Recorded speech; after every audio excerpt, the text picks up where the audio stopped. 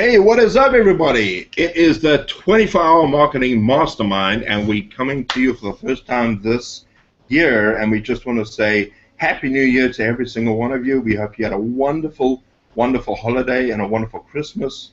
We're starting out this year with a bang. We have a special guest today. His name is Desmond soon. But before we get to Desmond, I just want to go through the panel here. We've got Katie Stage.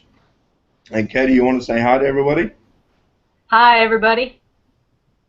Okay, cool. And then we have Pops on my left, which I'm not sure if it's on your left, but hey, Pops, you want to say hello?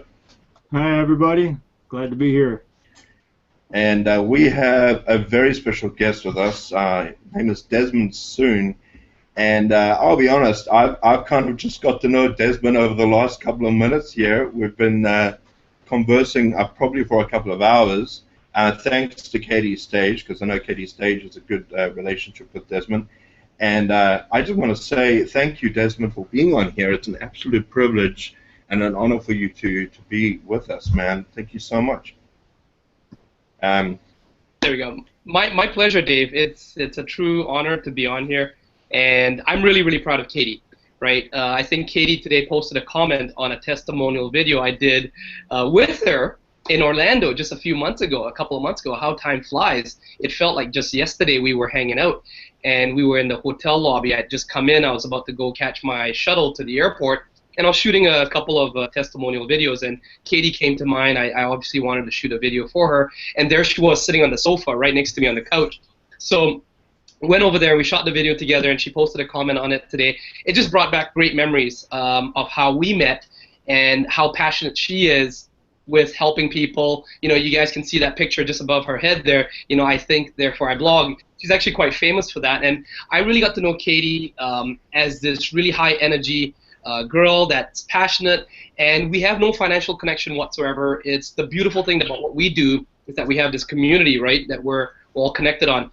These bloggers, these online marketers, these you know, preneurs, whatever preneurs, mompreneurs, antpreneurs, you know, freedompreneurs, dadpreneurs, fatherpreneurs, you name it, right? We throw the preneur onto the end of everything. I'm a foodiepreneur and all kinds of stuff like that. Beerpreneur, I'm a beerpreneur, yeah, that's right. So, you know, and Katie, you know, I felt really touched by her enthusiasm, and so one day she reached out to me, and she, you know, she was doing some stuff, and I gave her some tips. And, you know, boom, she used those tips right away and started getting some results. And she was really grateful, and I just felt really appreciative for her appreciation. So it just kind of went back and forth, and then I learned some stuff from her as well. So, you know, no one's ever too aloof or lost to ever learn from anyone. I learned from her as well. So it became this really great friendship. What started off as, you know, two people on completely different parts of the country and stuff like that, you know, some of us even on different parts of the world, halfway around the world, you know, it really, really brings us all together if everyone's passionate about helping people. We use this medium, this internet thing, for good purposes, and so that's how I really got to know Katie in the first place. And then now Dave, you know, yourself as well. So thank you so much for that gracious introduction. Ever since you connected with me, you've been, you know, showering me with compliments and, you know, and recognition. I really do appreciate that from the bottom of my heart. So thank you, Dave. Well, no, it's my pleasure. I mean, one of the things that I really appreciate about your story, and I really want you to go into that because, you know, from my point of view, I really had a huge struggle being in a third world country because I had to start off with zero. And it's really difficult in my country to do that because starting off at a $25 level for me is like a quarter of a salary in some situations. Now, with your situation, it's kind of worse because when you were starting out, I was $100,000 richer than you were in one sense because you were in debt.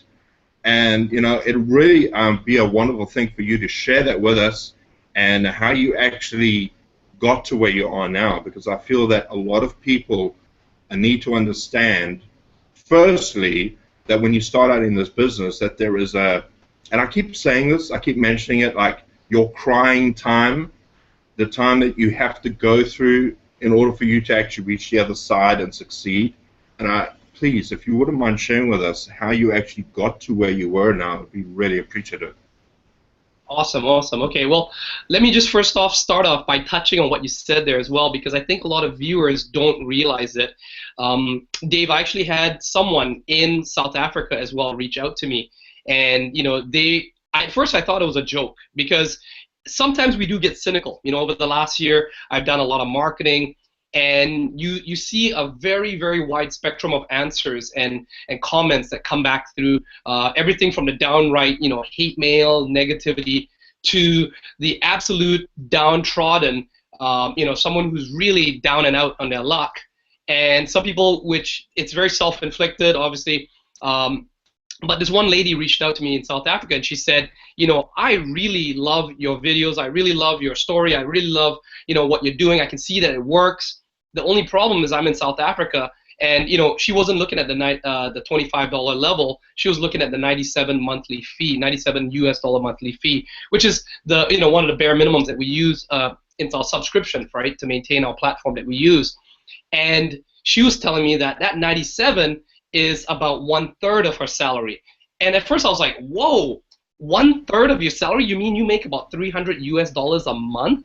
And so she wasn't kidding. And so she actually went on to screenshot her bank account and her payroll, which I did not ask for, but she just did it and she volunteered.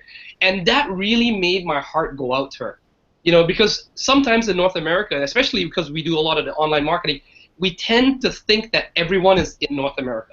We tend to think that the whole world revolves around the United States. We tend to think that the whole world revolves around Europe, when actually it's not quite even all around the world. And so if anyone's watching this video, and if you do have a passion, a heart for helping people, because I hear that all the time.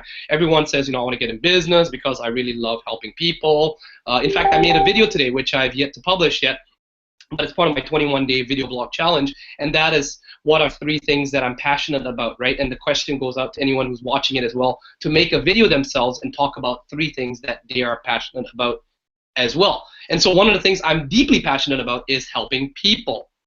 Now, you hear that all the time, right? Everyone says that. But really, what do you mean by helping people? And there's many different levels. We're not judging anyone. We've got community service people, and then I've also been around billionaires who some people critique them and say that they're cold, they're selfish.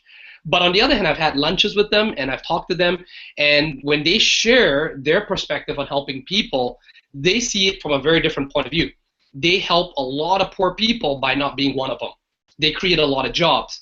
They do a lot of things. They give back to the community. They pay massive amounts of taxes, things like that, and they build community centers. They do different things. They help the community in many different ways. So the definition of helping people really comes down to you.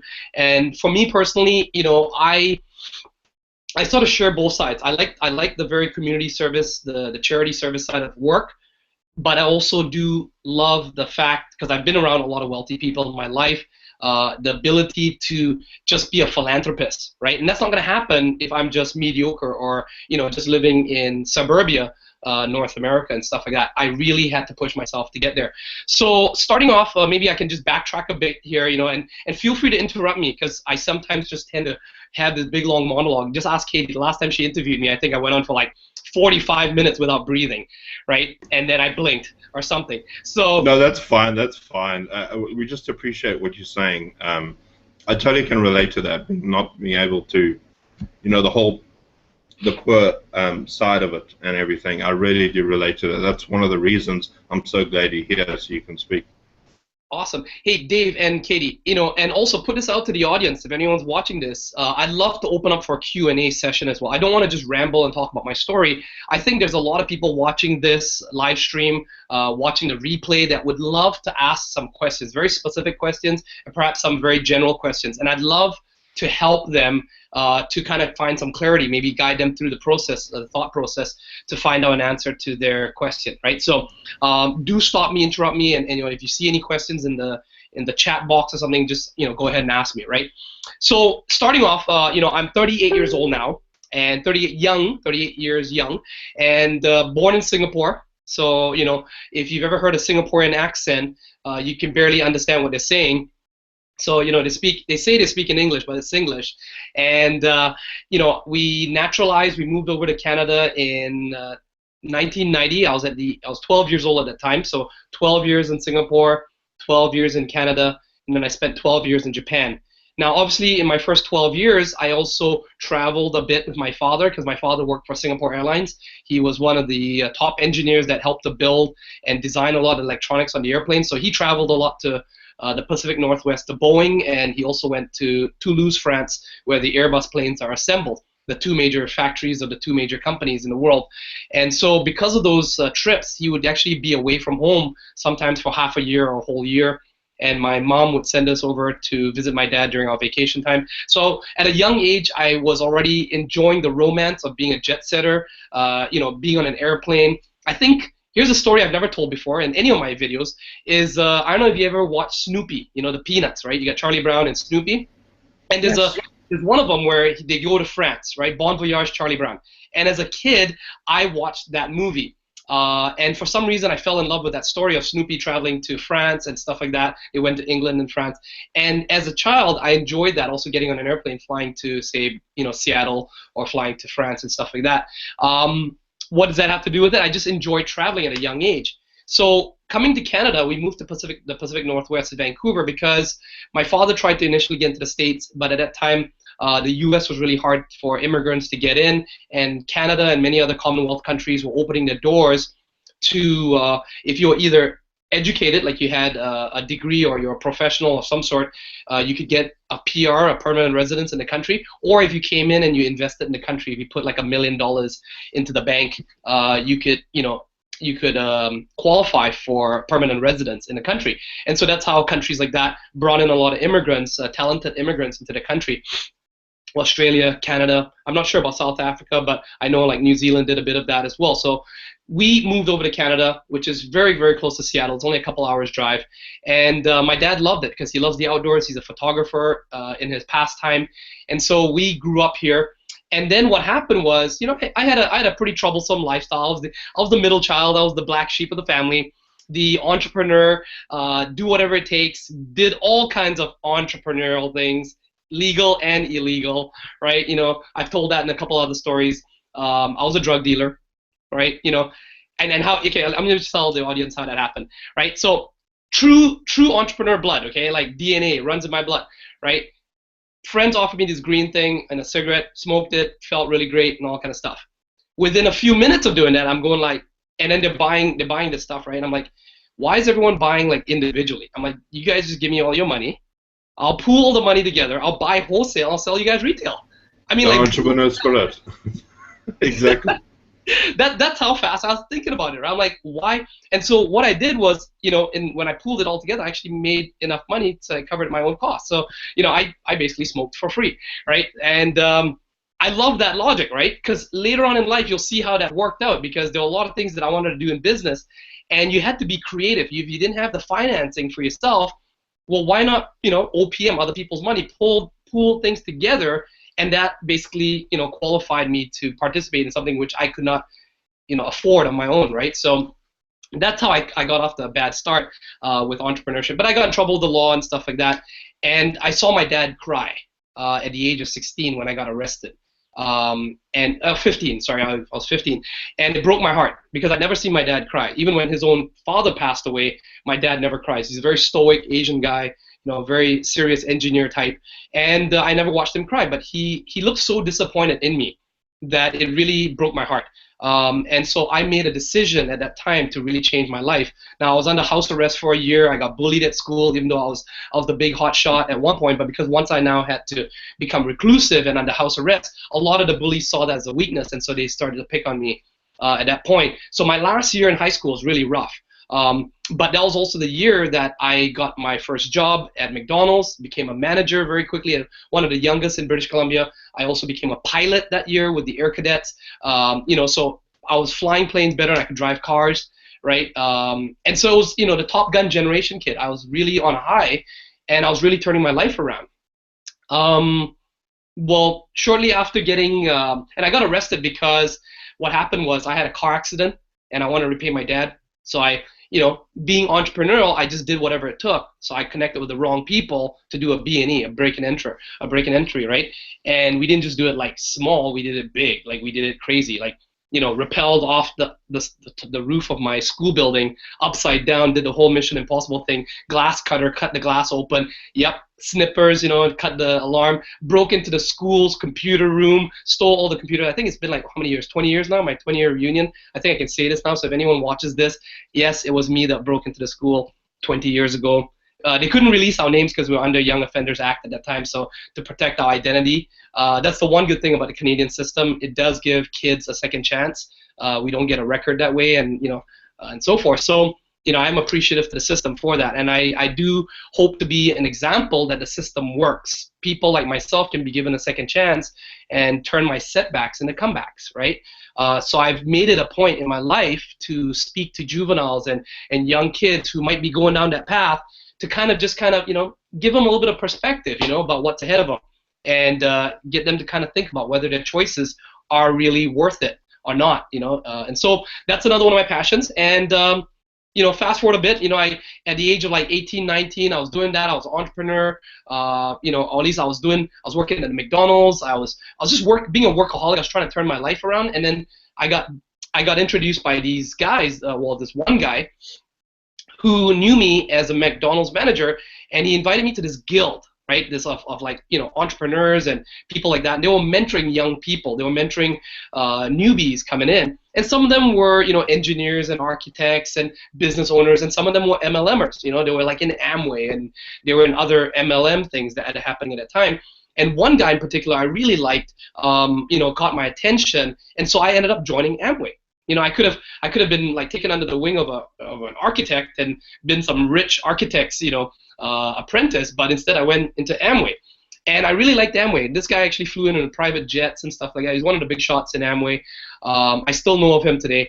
And funny story is that I built that business at a very young age, 18 to about 21, 22, and actually hit a level of it wasn't a very big level, but I had some pretty decent residual income. So I could see that coming in, and I saw the private jets. I'd seen the all the rich lifestyle, so I knew it was real. And I remember they used to say something to me. They're like, Desmond, serve the masses, you'll live with the classes. Serve the classes, you'll live with the masses, right? And now at that time, I had this job. I was going to university. I was doing my pilot training. I was working downtown. I ran a valet parking company. It was actually a very large valet parking company that outsourced all the major hotels. They had all the major accounts in Vancouver. And there was a general manager, an assistant general manager, and they had me, the operations manager, which meant I did all the dirty work. The general manager worked Monday to Friday.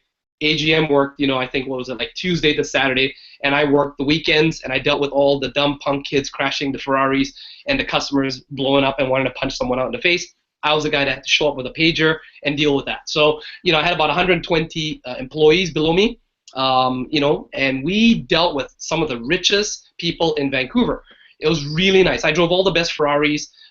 In fact, this guy named Brian Jessel he's one of the most famous old money here in Vancouver, and he has a BMW. He runs all the BMW dealerships, but he also has the franchise rights for selling Ferraris here.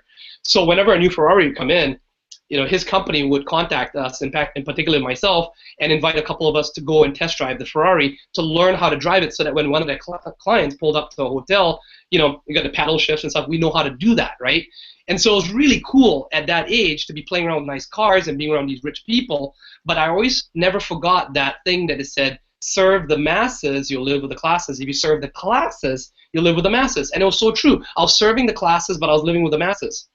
Right? So then, fast forward a bit, had a girlfriend that I was really, really, locked into. I was dream building, and I was looking at these Amway guys, these couples up on stage, and all the diamond necklaces, and it just looked really fantastic. I've always dreamed of being a dad. It's one of my passions, one of my dreams.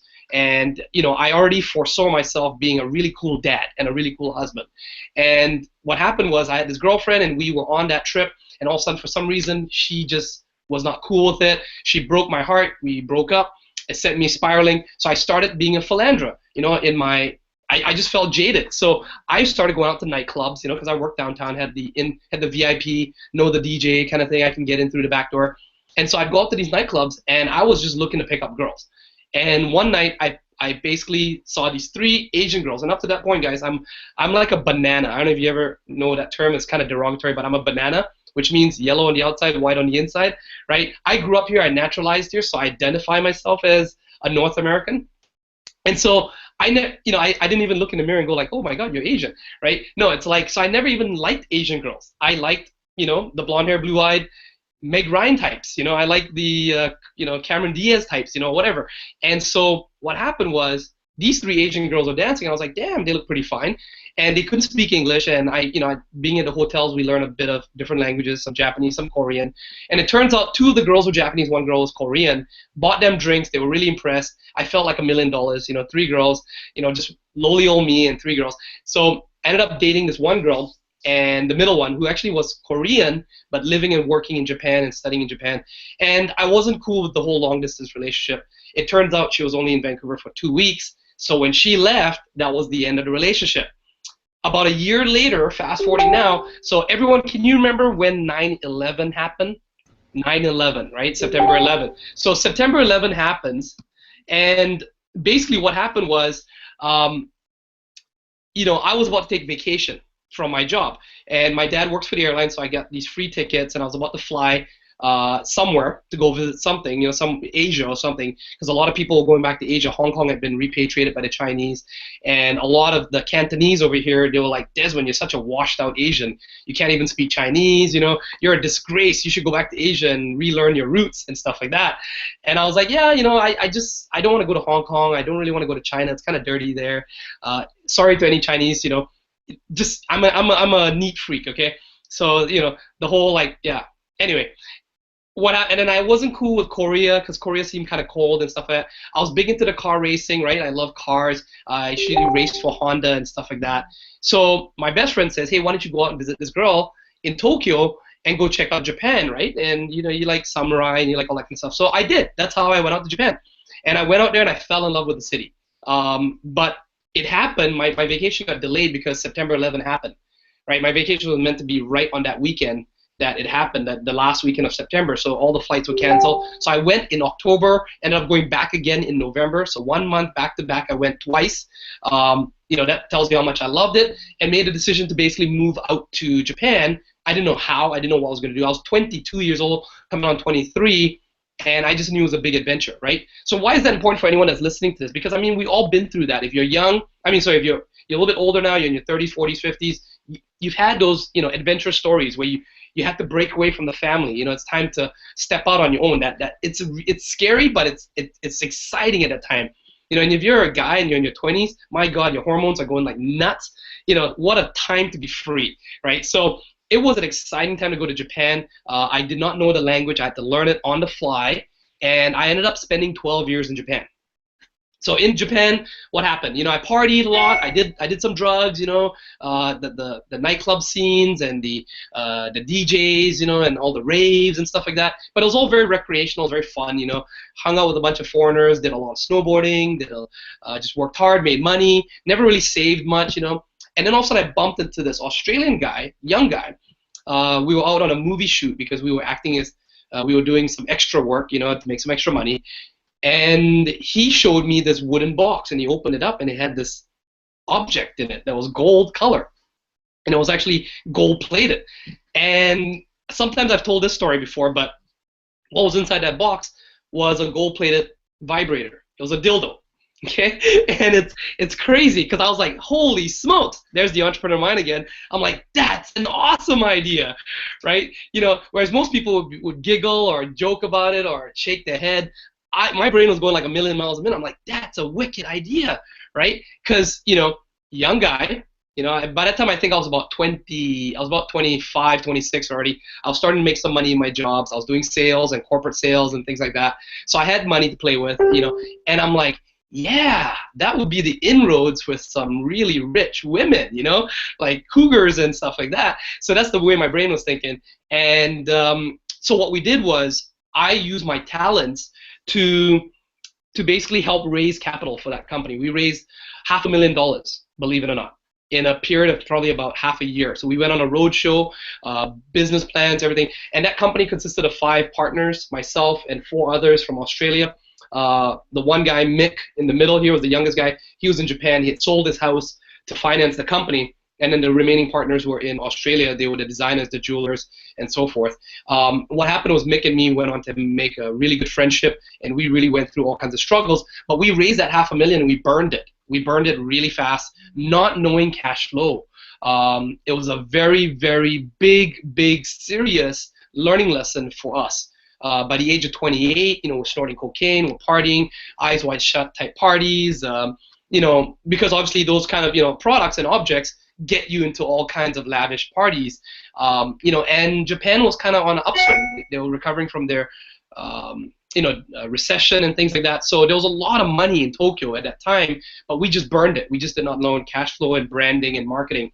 So that business collapsed, and when it did, all the partners pulled out. The investors were saying, hey, what about our money? And most of them basically ran away except for me and Mick, and we basically stayed true to the investors to pay them back. So went from a beautiful, gorgeous office with 18 beautiful secretaries working for the two of us, Mick and me. It's like you got 18 secretaries working for two guys. It was awesome. It was a cool office. Oh, Mr. Soon, can we do some photocopies for you? I'm like, yes, you could, right? Just, I think of things to give them to do things. I'd spend you actually experienced both sides of the life even before you got to where you are. Yeah. I'd spend like the whole morning just trying to figure out things to give my staff to do, right? So I wouldn't even get any work done. And then by like 4 p.m., Mick being Australian, and me loving my beers, it'd be happy hour, right? So we'd get the girls to go buy some beers, and we'd be popping up beers at 4 o'clock in the afternoon, and we'd be drinking. And then because of the type of work we did, we'd go out to the nightclubs in the evenings. We'd start dinner, and we'd be partying till 4 or 5 in the morning, hungover and stuff like that, and having to work the next day. So that was our life, right? At first, it was really awesome until it all came crashing down. Then I started to work out of my home office, tiny apartment, no bigger than this room even, bed over there, TV over there, kitchen over there kind of thing. And I met my wife, and what happened was, we were not engaged, we're not serious, but she was basically already my steady girlfriend, and, she kind of bailed me out. She bailed our company out by putting about $10,000 of her own money in, and that $10,000 kept us alive, around that time. Then, for years we just struggled. Then we got married, and her parents were in the food business, and they had restaurants going, and so they wanted us to work for them, but, butting heads with family, never mixed business and family together. So my wife and myself decided to go off on our own, right, and open up our own restaurant.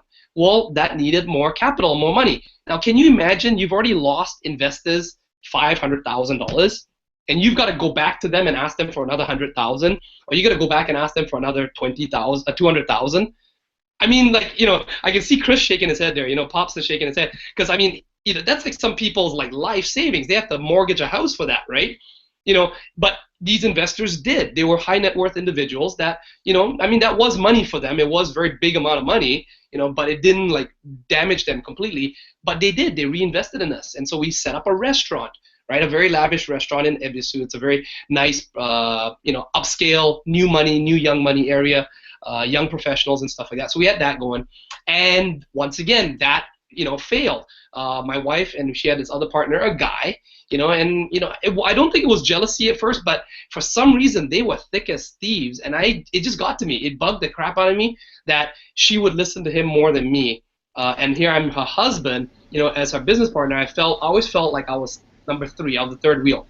And then at the time we also had my son, who was born, and just a year before that I had gone back to corporate recruiting work, and I got sick.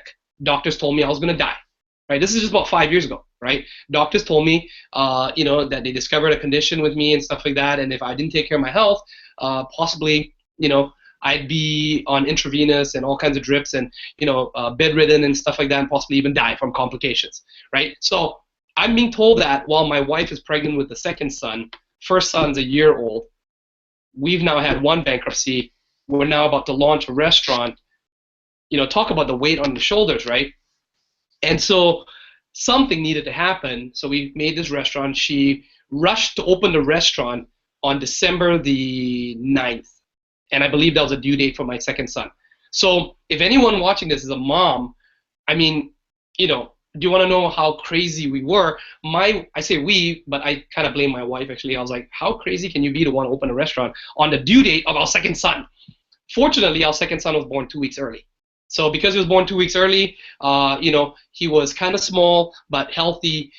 So we thought, and you know, this is like November 24th, he's born. We opened a restaurant. If you're a restaurant owner, you know how crazy you're working like 20 hours to the opening. You're working at the restaurant, you're making menus, you're setting things up. There's a couple of chefs I know on my team. They know what it's like to set up a restaurant. It's crazy before launch. You're sending out invitations for the launch parties and all kinds of stuff, right? Hiring staff. And you're bringing a baby in. And you're bringing a baby in.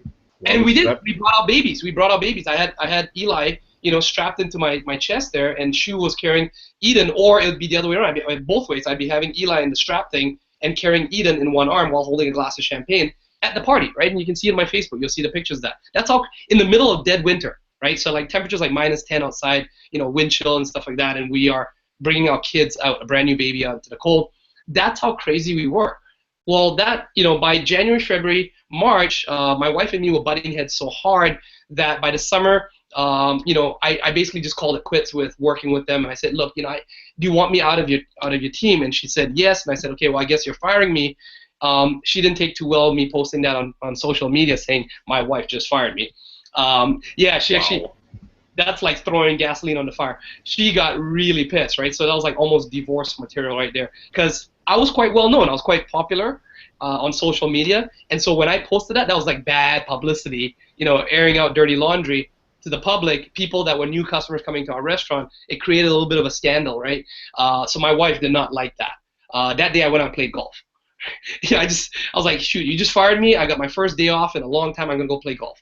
So I went and played golf, relaxed, and then that's when I met this guy from Atlanta, Georgia, who was dealing in the music industry. He had a Japanese wife. He was from Atlanta, Nigerian, okay, and I know we always have these negative images of Nigerians, you know, 419 and, you know, 419 scam and stuff like that, but there's a really elite group of Nigerians, blue blood Nigerians, in Africa, actually almost everywhere in Africa. There's, in any country, there's always an elite class. And so they were very well educated. They were brought up in England. Father was in very big, heavy industries and things like that, where you can even send a private jet to pick up his son from boarding school and fly him back and stuff like that. So that's the way he grew up, my partner. And so later on, he immigrated to the States, and he grew up in the United States and got involved with the music industry.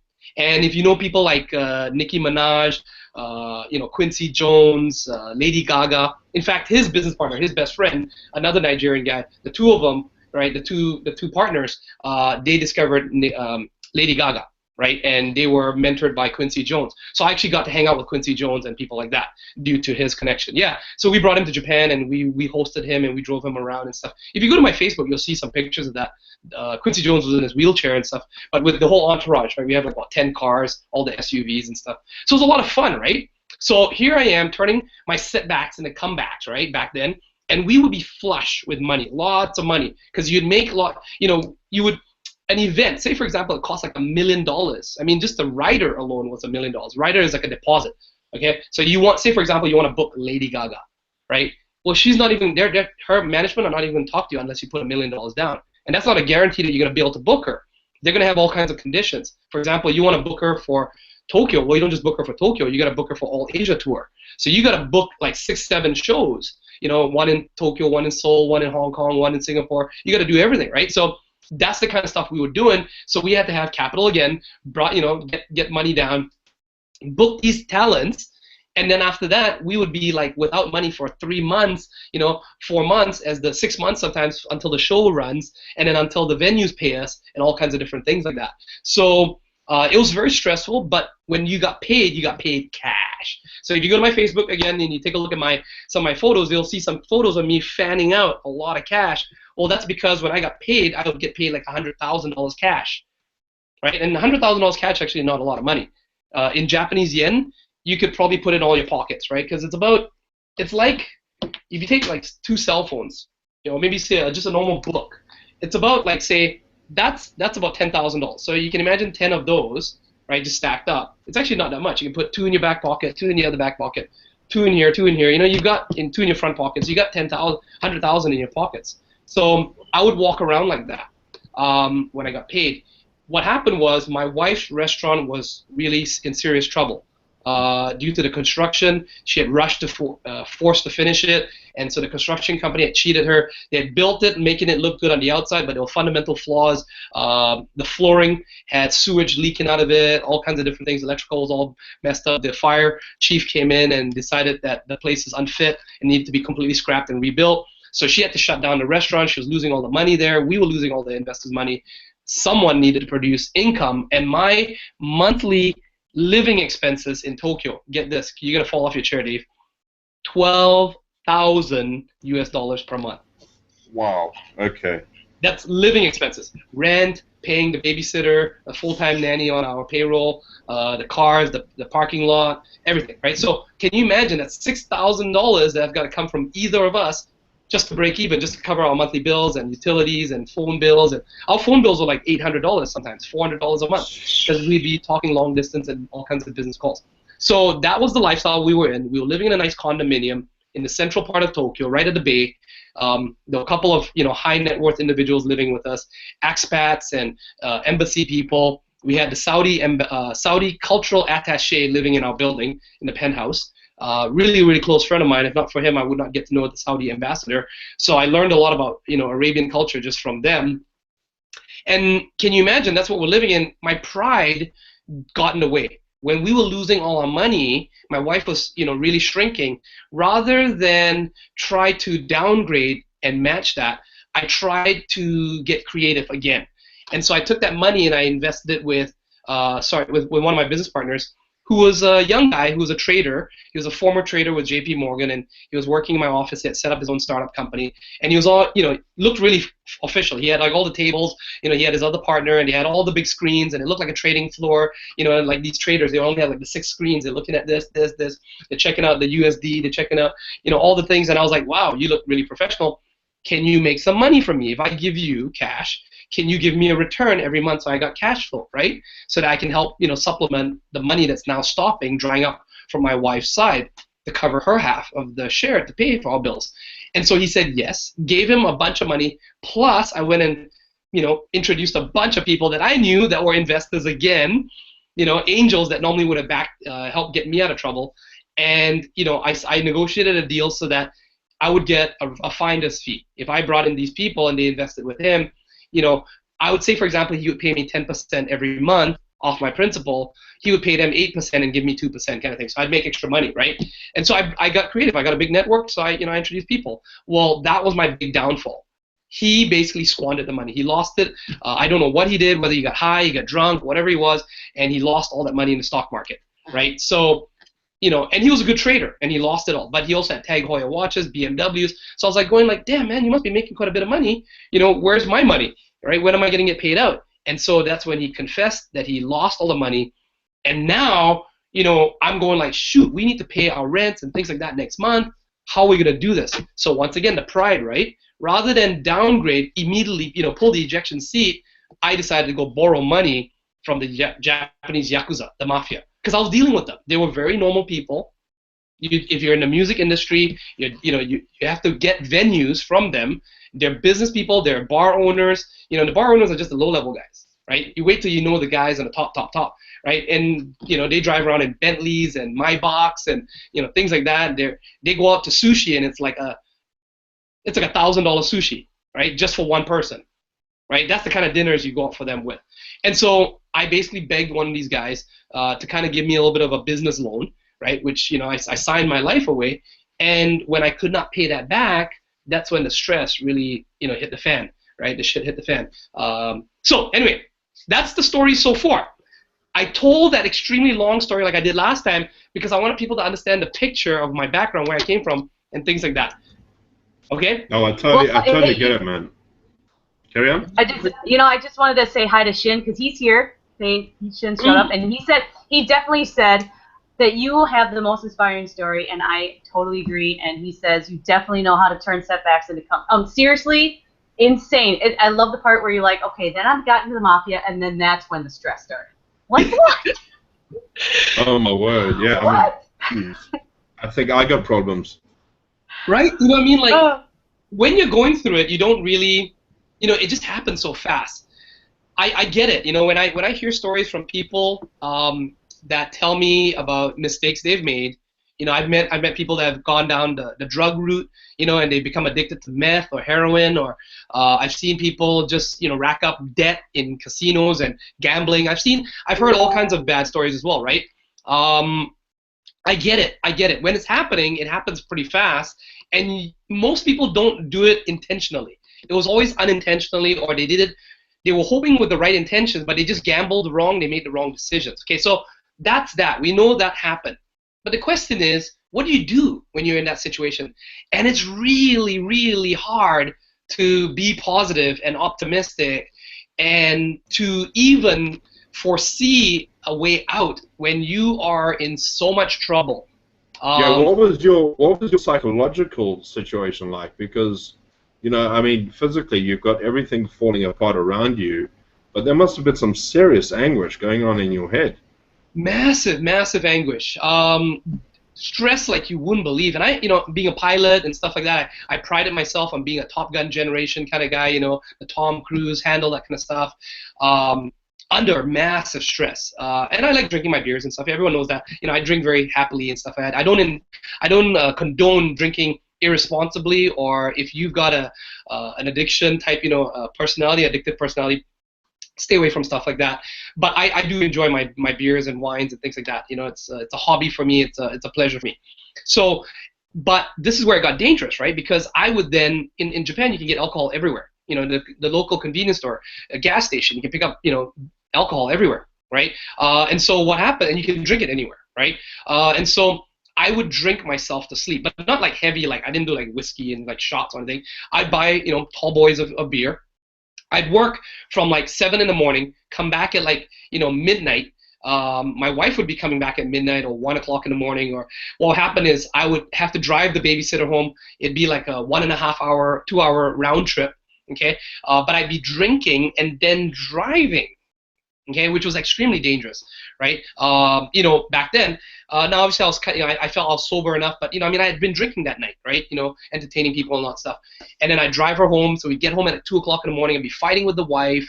You know, like really, really like loud shouting, fighting. I've got some recordings of it actually, for memory's sake. But you know, where to the point of like call the police, kind of like shouting loud at 2 o'clock, 3 o'clock in the morning. Babies crying on the bed, extremely heartbreaking.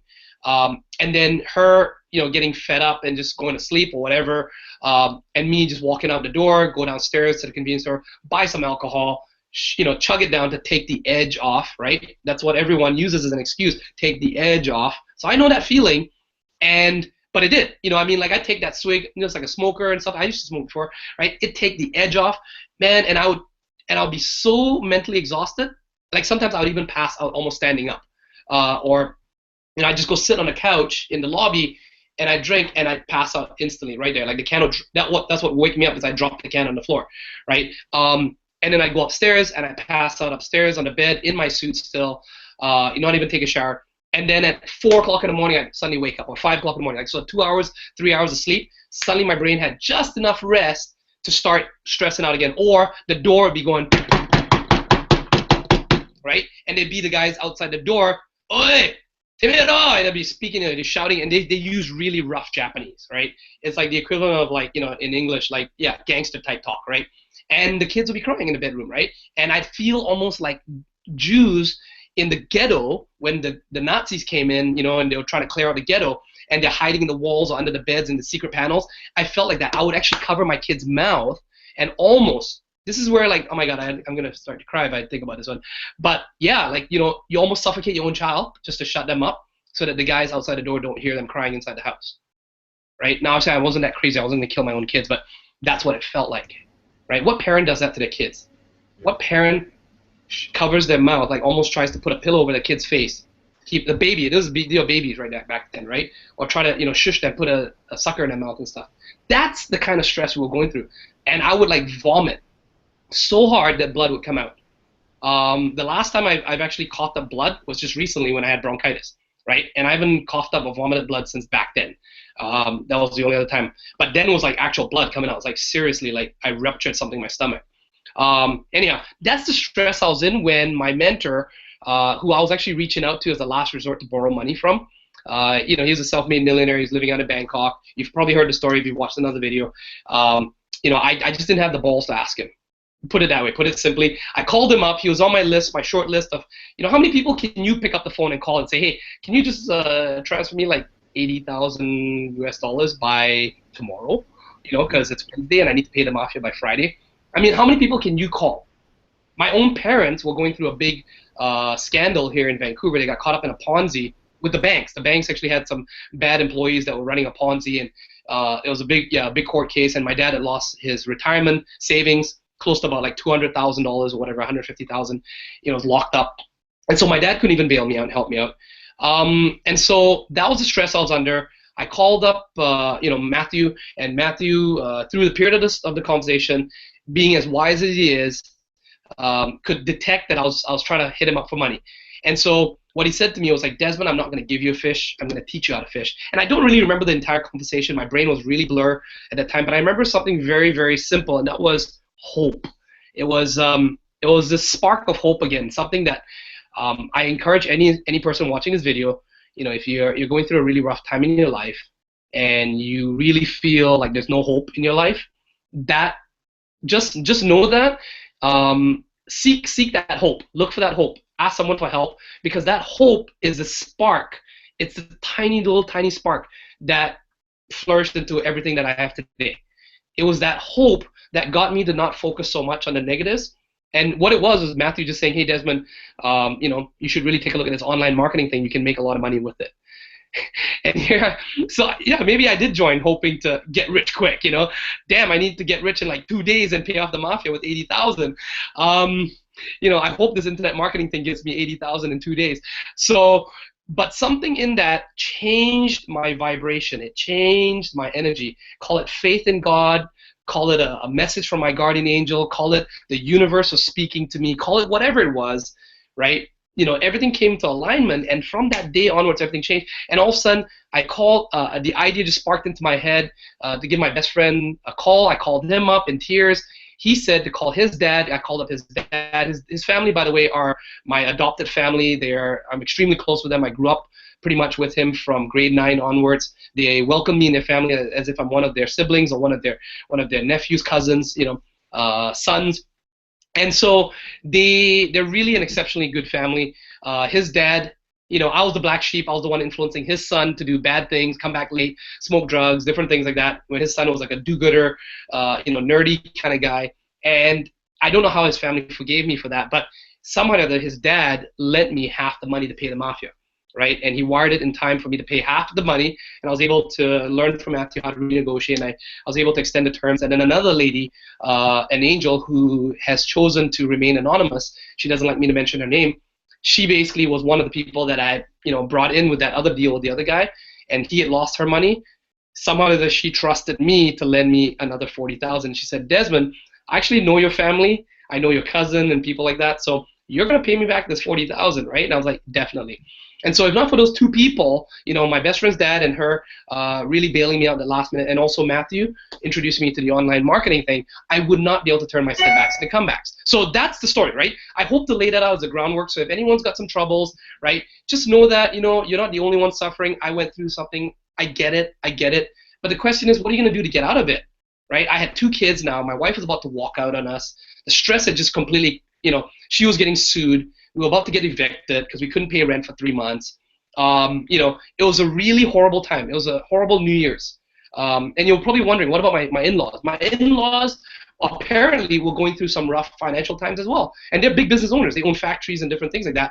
I think, though, in retrospect, I think they probably could have got the money if they needed to. They're very resourceful business people as well. But I think they wanted to teach me a lesson. And I was angry for a long time. I was very angry at them for not helping me.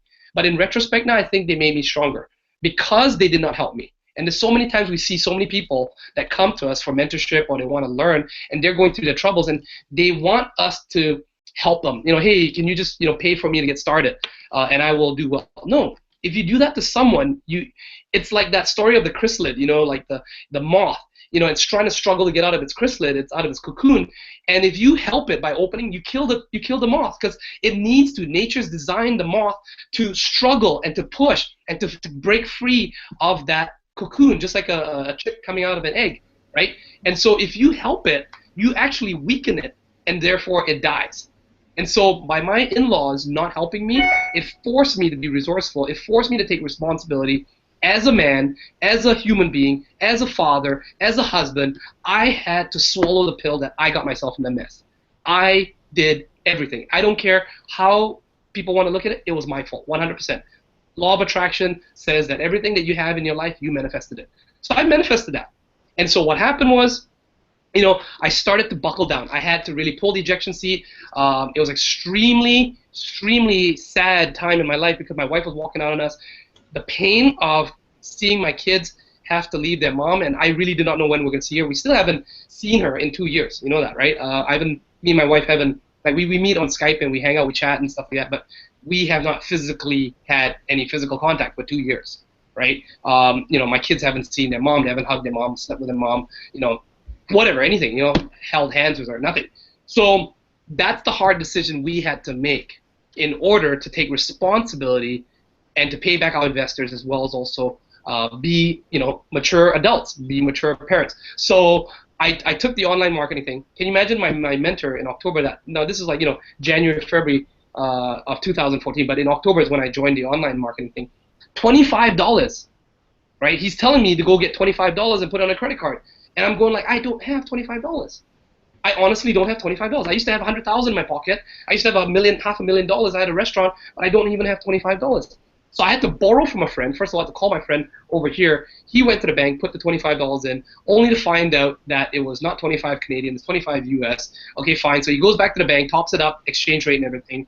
Fine. Only to find out that, you know, we needed $44.95 because we had the affiliate fee and things like that. So I was like, okay, go put more money in. Then he got pissed off. He got really annoyed that it's like he kept going back there and so forth.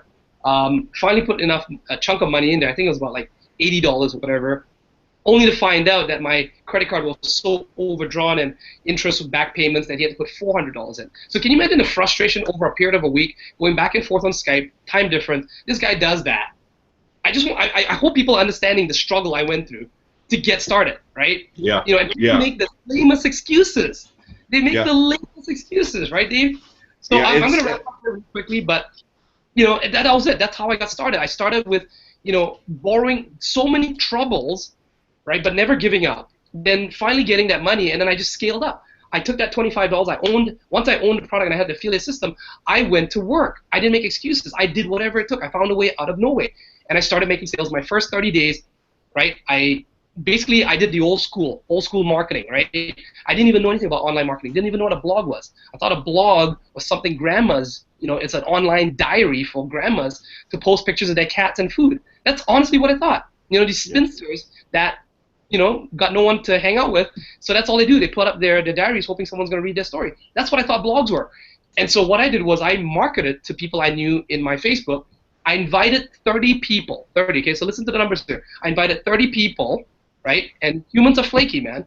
Invited 30 people, said, hey, you know, what would you pay a millionaire to mentor you, right? You know, if you could get mentoring from a millionaire, say about 1 hour every month, how much would you pay him? And some people said like $200, some people said $80, some people said like $500, whatever, right? And I said, what if I could introduce you to my mentor and, you know, listen to what he has to say? And so that's what I did, right? We did like a 3-way call. He's in Bangkok. We put on my computer, had a Skype call. You know, I had a projector, put it on the white wall.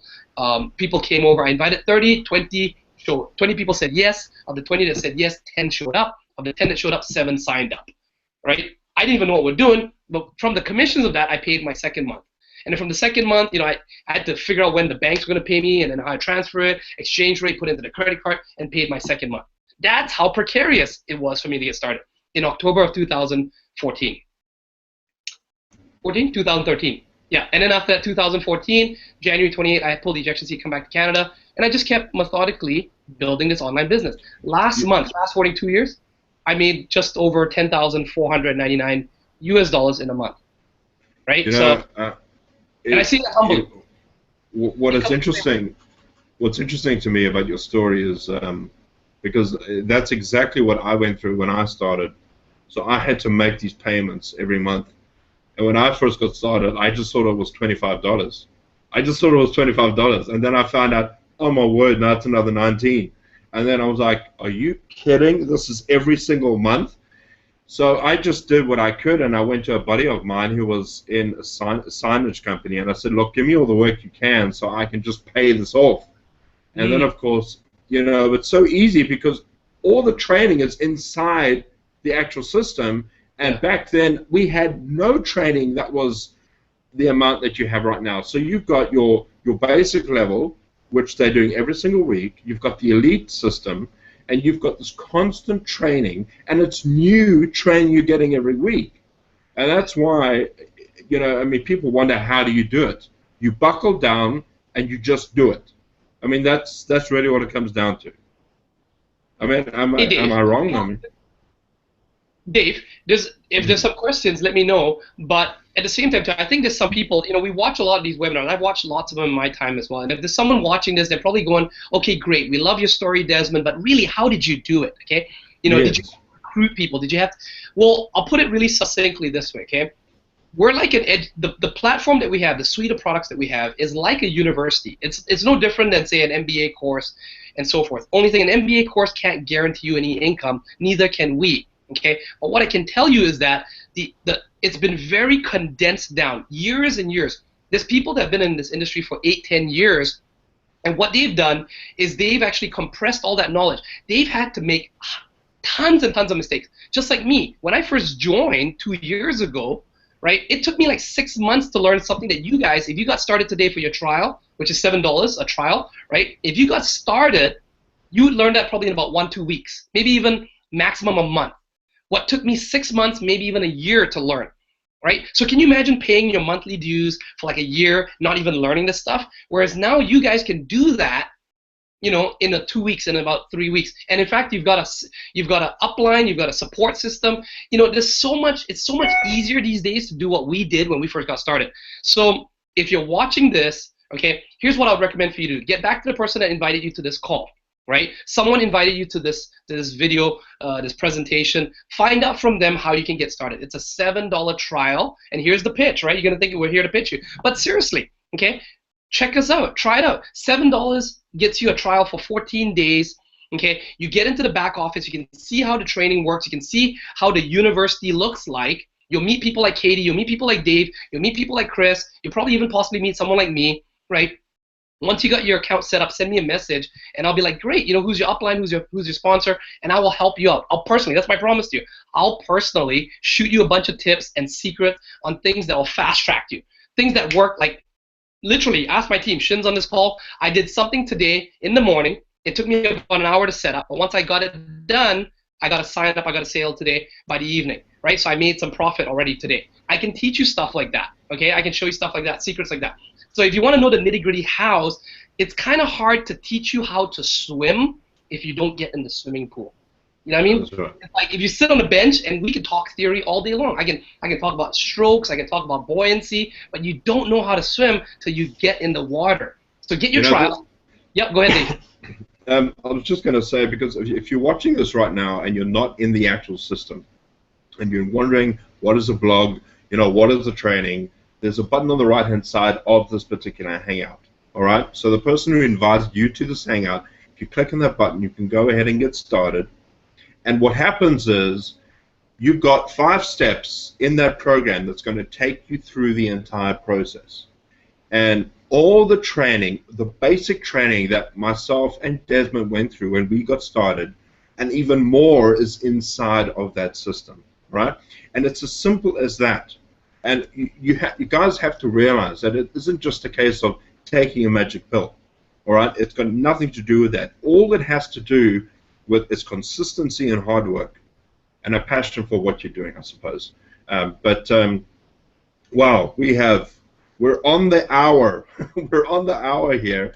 But Desmond, I know that you have this 21-day blogging challenge. Do you want to talk about it for a while? And perhaps we can get some information on how to do it. I'll do it really fast here because we've got another call which I encourage everyone to jump on, you know, shortly after this, literally right away. It's called the Empower Hour. and Dave Wood, the founder, is going to be speaking on it. So it is imperative that you listen to that. Find out, maybe Katie can post in the comments below what the link is for some people to jump on that right after this. Actually, it's below the video. Yep, it's right below the video. It says Empower Hour Stream Live. I know you didn't know that, Desmond, so it's right there. There you go. So the 21-day blog challenge, right? I don't know if you guys have ever heard of this, but when you want to develop a habit or when you want to kick a habit, you want to do something for 21 days. Psychologists have proven this. 21 days or more locks it into your brain. It helps to get rid. Say, for example, someone's addicted to cocaine or smoking or alcohol. They usually get them on a program to be clean for 21 days. And it's hard. The 21 days is hard at first, but when you do it, you've actually locked in that habit. So at the start of this year and the start of last year, what we did was we did a 21-day video blog challenge. Why do we do that? Because we're marketers, right? We've got blogs and we want to get exposure and omnipresence. And so I challenged people to make videos. We gave them a series of topics, series of questions, right? So for example, day 1, might be what are some goals you'd like to accomplish this year? Or day 2, what are some things you're passionate about? Or day 3, if you earn $10,000 a month, what would you like to do with that money? And they're very simple questions that you yourself can do. You can answer the question by shooting a video. You just be like, hi, my name is Desmond, and I'm shooting this video in the 21-day video blog challenge. And today's question is, what would I do if I was earning $10,000 a month? Well, personally, here's what I would do, blah, blah, blah, blah, blah, blah. You go through your whole thing, and you just basically say to the audience, so now, guys, if you watched this video and you enjoyed this, why don't you take me up on the challenge, and why don't you post a video of what? And so it just kind of, proliferates from there, right? It's something really fun you can do. It will help you to improve your public speaking skills. It will help you to be more succinct. It will help you to get a message out there. And perhaps you're passionate about something that you can talk about. You don't have to follow all our questions. Just make 21 videos in 21 days. And by doing that, I can tell you verbatim, as a matter of fact, you're going to feel so much better because so many people make New Year's resolutions at the start of every year and they never accomplish them. So stick with us, do the 21-day video, and by the end of the month of January, you'll have accomplished something. You'll have something on your belt. You can say, hey, even if this year you don't do anything spectacular, you can say that that was one of your accomplishments. So that's it. That's my wrap. Excellent. And Desmond, look, for those of you who are watching this right now, if you want to find Desmond, you can go and find his website at desmond-soon.com. He's got lots of tips in there you can go and check out. Desmond, thank you so much for being on this hangout. It's been an absolute privilege, and I know that Katie and Pops and everybody on here have just taken so much value, and you've inspired me, man. Honestly, I'm thinking, geez, I've had it so bad, and I'm listening to your story, and I'm thinking it's got nothing on that. So thank you so much, brother. I appreciate it. You're very welcome. See you guys on the Empower Hour. Thanks, Desmond. Cheers.